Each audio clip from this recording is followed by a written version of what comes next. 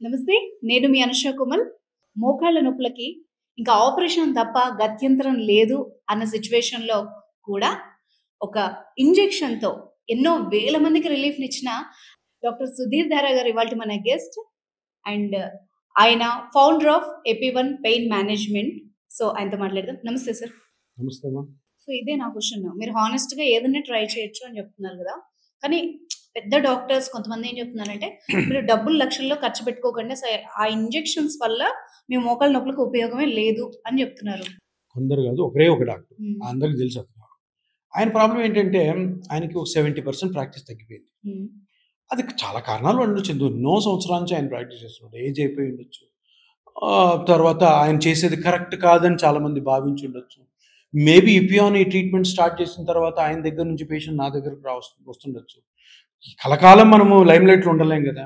కానీ ఆ క్యాండిడేట్ చేసిన పని ఏంటంటే, ఒక 2010, 2007, 2008 వరకు కూడాను ఈ ఆపరేషన్లు మోకాళ్ళ మీద జరిగేవి కరెక్ట్గానే జరిగేవి. ఎవరికి చెయ్యాలి అన్ని ట్రై చేసిన తర్వాత చేశారు. ఈయన స్టార్ట్ చేసినప్పుడు ఏం చేశాడంటే, మోకాలు నొప్పి నెక్స్ట్ ఆపరేషన్ థియేటర్, మోకాలు నొప్పి అని ఎవరైనా వస్తే ఆపరేషన్ థియేటర్. ఇంకా మోకాలులో ఎందుకు నొప్పి వచ్చింది, దాంట్లో ఏం స్ట్రక్చర్స్ ఉంటాయి, అవి ఏమి చెడిపోయాయి, వాటిని ఆపరేషన్ లేకుండా ఏమన్నా చెయ్యొచ్చా అన్న ఆలోచన ఆయనకు ఉన్నా కూడా చేయలే. అలా ఫేమస్ అయ్యాడు ఆయన. మొత్తం నెంబర్ రోజుకి 20 చేశాను, నేను 25 చేశాను. ఆయన చేతిలో చనిపోయిన వాళ్ళు కూడా ఉన్నారు. ఒక ఇంటర్వ్యూలో ఆయన చెప్పాడు, నేను ఒక పేషెంట్ చేస్తే చనిపోయాడు అంటే చనిపోయాడు. చనిపోవడం అన్నది ఆపరేషన్లో అన్నది నువ్వు అంత ఈజీగా మాట్లాడుతున్నావు ఏంటి? ఏంటి తమాషానా? ఏంటి చనిపోవడం అంటే ఏంటి?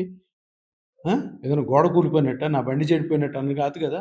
మనిషి ప్రాణం అంటే అది ఆపరేషన్ వల్ల జరిగింది కదా. ఎందుకు చేయాలి ఆపరేషన్? ఆపరేషన్ చేయకుంటుంటే ఆ మనిషి బతికుండేవాడా? ఆ ఫ్యామిలీ అంతా ఈరోజు బాగుండేదా?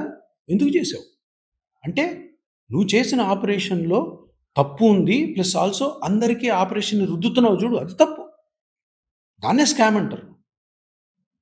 అరే చెయ్యి, ఫస్ట్ ఏం చెయ్యి, బుక్స్ అన్నిట్లో రాసి ఉంటుంది మోకాల ఆపరేషన్ ఎప్పుడు చేయాలి, అన్ని ట్రై చేయి. అన్ని ట్రై చేసి అది అన్నీ ఫెయిల్ అయినప్పుడు అప్పుడు ఆప్షన్. నువ్వేం చేస్తున్నావు? ఎవడొచ్చినా మోకాల ఆపరేషన్. ఒక ఎమ్మెల్యే గారి భార్య నా దగ్గర పరిగెత్తుకుని వచ్చింది. ఆయన కూడా వచ్చాడు. వచ్చి ఆమెకు 50 years. వాళ్ళ ఇంట్లో వారంలో పెళ్ళి. ఆయన వచ్చి, డాక్టర్ గారు మీ గురించి విన్నాము, ఈ డాక్టర్ దగ్గరికి వెళ్తే రేపు కూడా కాదు ఈరోజు ఎక్కేసి ఆపరేషన్ థియేటర్, నేను ఆపరేషన్ చేస్తాను, 50 years పరిగెత్తుకొని నా గురించి తెలుసుకొని వచ్చారు. చూస్తే మోకాలు అరగలేదు, ఏమీ లేదు, చిన్న మజిల్ ప్రాబ్లం. ఎమ్మెల్యే గారి భార్య 10 రోజుల్లో కొడుకు పెళ్ళి. ఏంటిది? నేను చూసి ఒక చిన్న ఇంజెక్షన్ చేశాను అక్కడ, జాయింట్ ఫస్ట్ క్లాస్ ఉంది, జాయింట్ కోసేసి నీ రీప్లేస్మెంట్ సర్జరీ చేస్తానంట. ఎంత అన్యాయం! ఇటువంటి కొల్లలు ఎగ్జాంపుల్స్. నేను ఎందుకు ఇంత ఉక్రోషంగా మాట్లాడుతున్నానంటే, అన్యాయం అండి, భయంకరమైన అన్యాయం.